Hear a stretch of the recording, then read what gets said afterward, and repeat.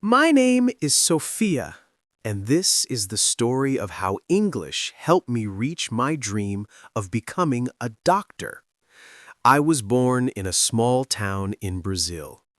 My family was not rich or poor. We lived a simple life. My father was a taxi driver, and my mother was a school teacher. They always told me that education was the key to success. When I was 10 years old, my little brother became very sick. We rushed him to the hospital, and I still remember the doctor who helped us. He was calm, kind, and confident. He checked my brother carefully, gave him medicine, and talked to us with a warm smile. After a few hours, my brother's fever went away. At that moment, I decided that one day I would become a doctor too. But when I grew older, I discovered something difficult.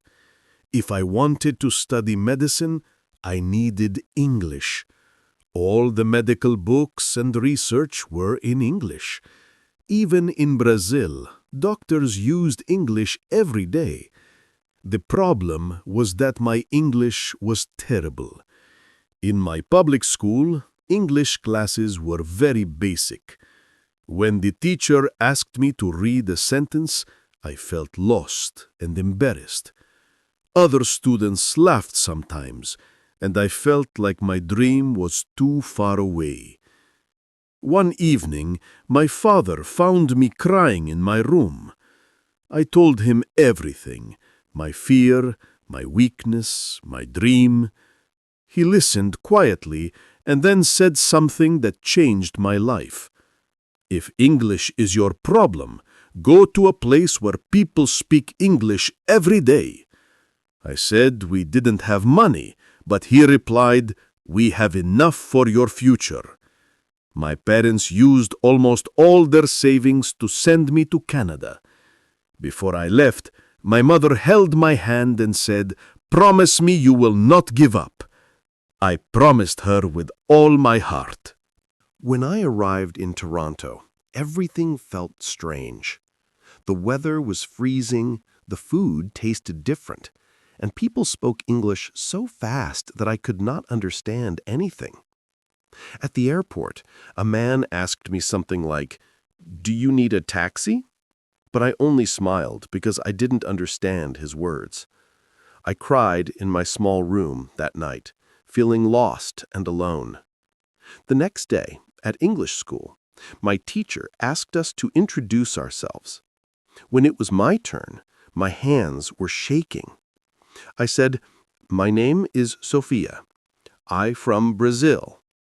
I wanted to say more, but nothing came out. Some students giggled, and I felt ashamed. That night, I made a promise to myself. No matter how hard it was, I would learn English. I created a plan.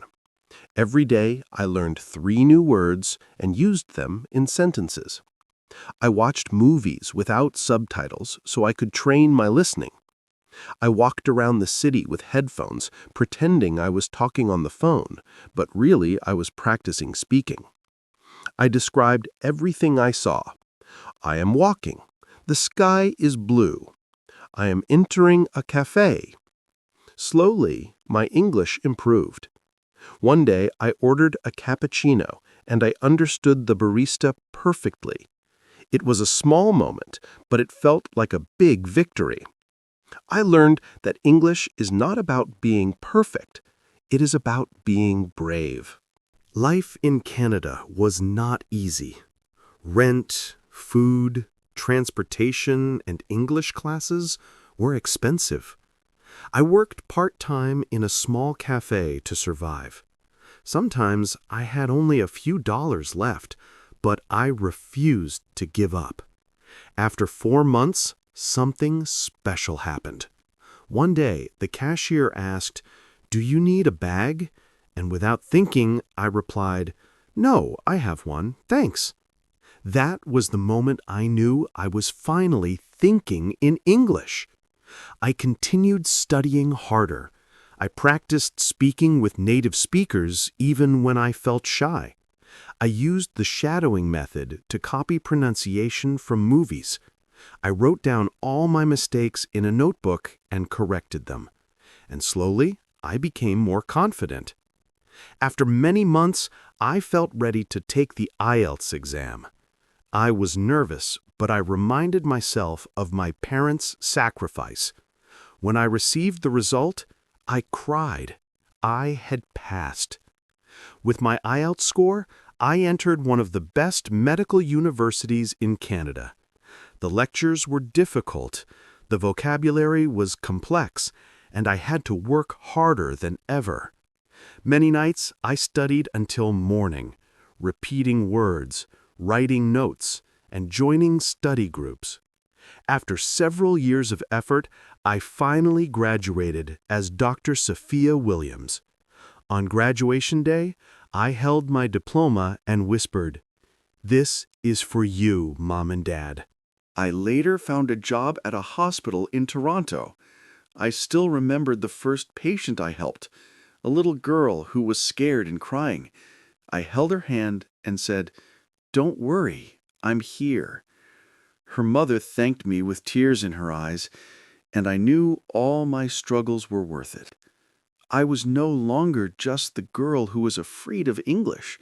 I had become the person I always dreamed of. And here is the twist I never expected. One afternoon, while I was working at the hospital, a young student approached me. She said, "Dr. Sophia, I watched your story online years ago. It gave me the courage to study English and come to Canada too." I looked at her and smiled. I realized that the dream that once frightened me was now inspiring someone else. My journey had become someone's beginning. Today, I live a life I once thought was impossible. But I learned something important. Dreams come true only when you work for them. No one will do it for you. If I could learn English and become a doctor, then you can also change your life, starting today. If you enjoyed this story and it touched your heart, please don't forget to like this video and subscribe to English Story Mindset. Your support helps me bring you more simple, emotional stories to improve your English every day. Leave a comment and tell me what part of the story inspired you the most. Thank you for listening, and see you in the next story.